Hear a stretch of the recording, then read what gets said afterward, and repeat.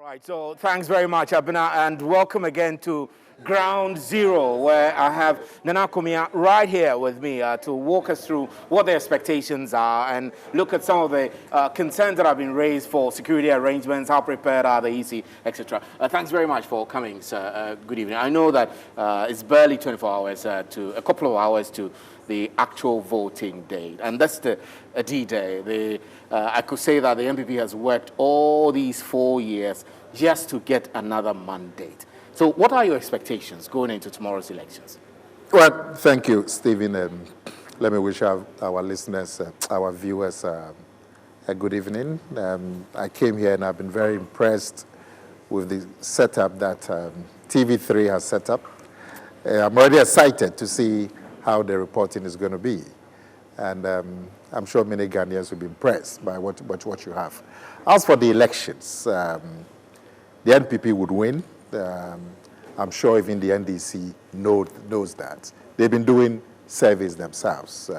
But if you take that away, many of the independent surveys, the political science department of Legon, if you remember, they predicted 4 years ago that Nana Akufo-Addo was going to be ahead of John Mahama by 10 percentage points.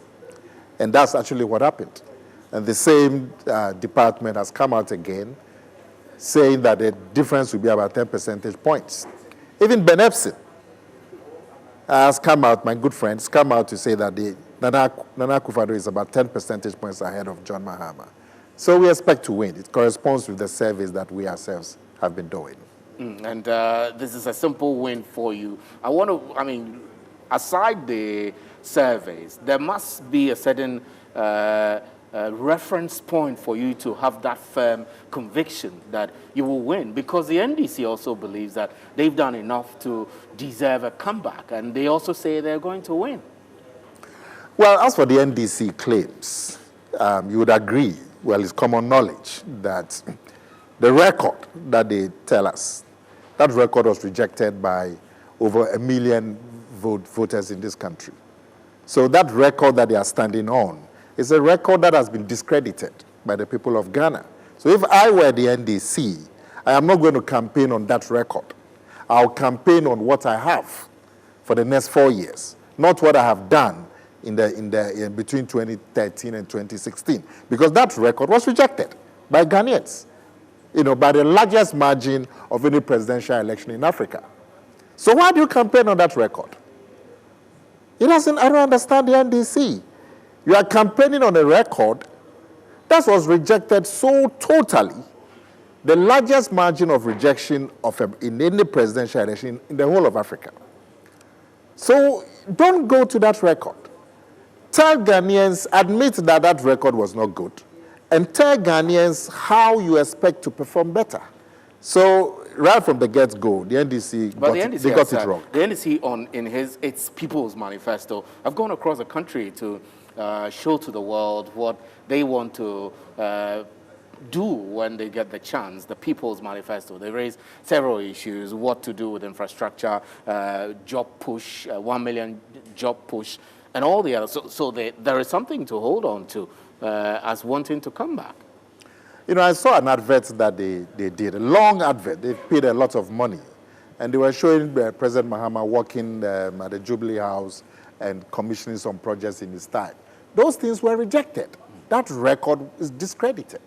Now, if you look at why we are confident, and the opinion polling is showing, justifying our confidence. Look, the long-standing aspirations of the people of this country, we are beginning to achieve and to realize them one by one. Dagbon, since 1992, the place has been in turmoil. Millions of people don't have peace. Now they have peace. A new year now has been installed. The people of Dagbon are not going to forget that. Free SHS. It's been in the Constitution, it's been a national aspiration since 1992. In fact, since Kwame Nkrumah's days. Today we have it.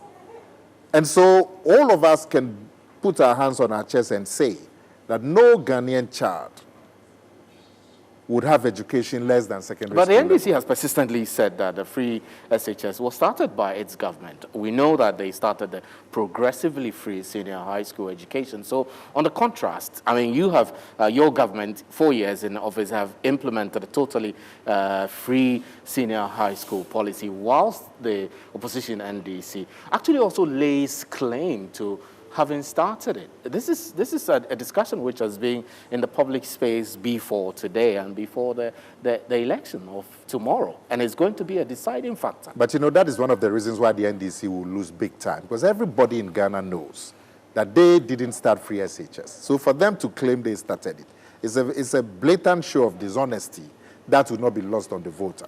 But I say, so we've done the Dagbon peace. Since 2002, it's eluded this country. President Akufo-Addo has led the people of Dagbon to achieve peace. We've done free SHS. We've done national ID cards. The NDC was in office for 8 years. They had the National Identification Authority in place, just next door to you, for 8 years. They didn't produce one card. You are aware? For 8 years, they had a National Identification Authority with all the staff over there. They didn't produce one. We have come, same National Identification Authority. We've produced 14 million cards. You have a card. I have a card.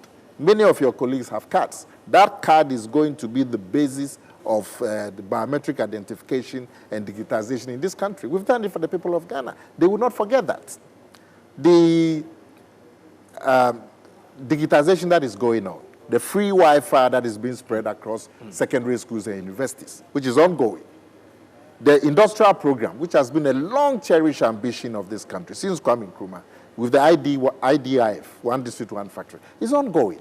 So many of the things that we have wanted to achieve as a country are being realized one by one. It's like this is the time of the destiny of this country to be met. Let's shift away and the from... opinion polls show Let's shift away from these issues which might be bothering a campaign. Let's talk about preparations, the EC's preparations. I know that the EC, the new administration of the commission came into place and effectively started a new register, which is going to be what we will use for the voting tomorrow. Now, from that preparatory state to today, are you content of all the EC has put in place to ensure a fair, credible, and free elections tomorrow? But the results show clearly that the EC has done enough preparation. You don't find many complaints about materials not being delivered, people not finding names. You don't find many challenges. But like they say, the sweetness of the pudding is in the eating. Tomorrow is the D-Day. Tomorrow between 7 a.m. and 5 p.m., we would see the results. So your view is that the EC has done incredibly well? No, they've done very well. And that you have no cause to worry about whether or not there will be a grand scheme to rig the election for one party or the other? There is one fundamental thing that going forward as a nation we need to look at. This business of one party filling the vacancy of the electoral commissioner, we should look at it again. Because right from the get-go, if one party appoints the electoral commissioner, automatically it breeds mistrust. So we saw it with the appointment of Madam Charlotte Osei. And the MPP mistrusted Charlotte. Mistrusted Charlotte Same Osei. as the NDC. And then we saw it with the appointment of Jean Mensah. Automatically, the other party say, once he's been appointed by a sitting president, there's mistrust. So you think there is a need for us to review the mode of appointing? A lot of the criticisms that attended the EC's work came from that mistrust. And going forward as a country, maybe these are some of the things that we need to look at. But it came automatically because the people in charge of the elections have been appointed by somebody who's going to contest the elections. But otherwise, the EC's work has been fantastic. And I also quickly want us to touch about security arrangements. I mean, going into the elections, there were a lot of incidents making reference to what happened at Ayawaso West Wargon and the law that was put in place to curb vigilantism and all of that. So the police service has come out with the flashpoints and all of that going into the 2020 elections tomorrow. What do you make of security arrangements so far in place to ensure? You know, when you compare the atmosphere today to the same time 4 years ago, there was more tension 4 years ago than today. In fact, these elections that are going to take place tomorrow have been described as very dull by international observers. That if you came into the country today and you came through the airport, you would not even know that there's a major election going on. There isn't much tension. The parties, everybody has done their campaigning. Nobody has been arrested. In fact, just 2 days ago, the NDC had a major demonstration. We all went there, clapped at what they were doing. They finished. They've gone home. It doesn't happen in Africa. Look at what is happening in Uganda, what's happening in just next door, Cote d'Ivoire and so on, Togo. So I have every expectation that this will be a peaceful election like happened in 2016, and the winner will be declared, and we'll move on to have a happy Christmas. As for the NPP, we've done all the preparations. As a serious political party, we've had our parallel tabulations. We have a setup like you have here. 2 of them. So even if one fails, there's a backup. 2 in Accra. That is going to get the results from polling station to real time from our agents across the country, feeding into the centers. So by, like happened 4 years ago, by 11 p.m., 12 midnight tomorrow, we should have the results. You should have the direction that it's going. A quick one, we have to be wrapping up. We hope the NDC too has that. Well, last 4 years, they didn't seem to have it. Up to now, they don't have the results of the 2016 elections. Well, I mean, that's something else. But I want us to quickly, I'll take a word from you for the NDC supporters and MPP supporters. You are the 2 leading parties going into the elections. In order to ensure peaceful conduct, people will need to conduct themselves well. I need a word from you to encourage everyone going into tomorrow's election to vote for their conviction in peace and come back home. Yes, I mean, we have a record. It's one of the best records in the world of having peaceful, orderly, democratic elections and peaceful, orderly transitions when an incumbent loses. And we must protect that record. It's a heritage that those of us who are voting tomorrow, we have inherited from those who voted in 1996, those who voted in 2000. We must preserve that heritage and go forward to maintain the status of this country. Look, when we have a peaceful election, when we have a transition that is orderly and acceptable, the benefits in terms of the international support that comes into this country in real dollars is major, and we haven't highlighted it enough. So let's all go to the polls tomorrow. At the end of the day, we're all the same people. The leaders met, President Mahama, President Akufo-Addo, and the other leaders. They met a couple of days ago. They pledged peace. Let's not disappoint them.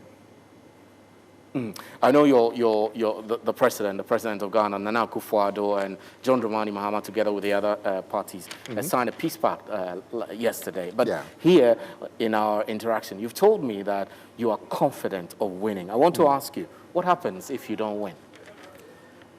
Once it's a free and fair election and we don't win, we're going to prepare for the next 4 years. Yeah. And life will go on. Life will go on. All right. Once it's free, it's democratic, it's the choice of the people, it's very clear. We will get the results real time. If the results show that we've been rejected, life goes on. We'll prepare for the next 4 years. Is it your expectation that the NDC would also accept it if they lose? Oh, they accepted it in 2016 when they were the incumbents. So I don't expect anything. I don't expect them to do. The important thing is that the voting process goes on transparently. All the agents have an opportunity to participate and represent the interests of their parties right up to the counting, and everybody agrees that it's been a fair process. Whoever loses, we just go home. Nana Akomea, I'm very grateful for your time, and I thank you very much for speaking to us here on Election Command Center. And I wish you the very best with your the election and whatever the outcome is. We wish you the best. Thank you. All right. Thank you. So that's Nana Akomea speaking to us there. But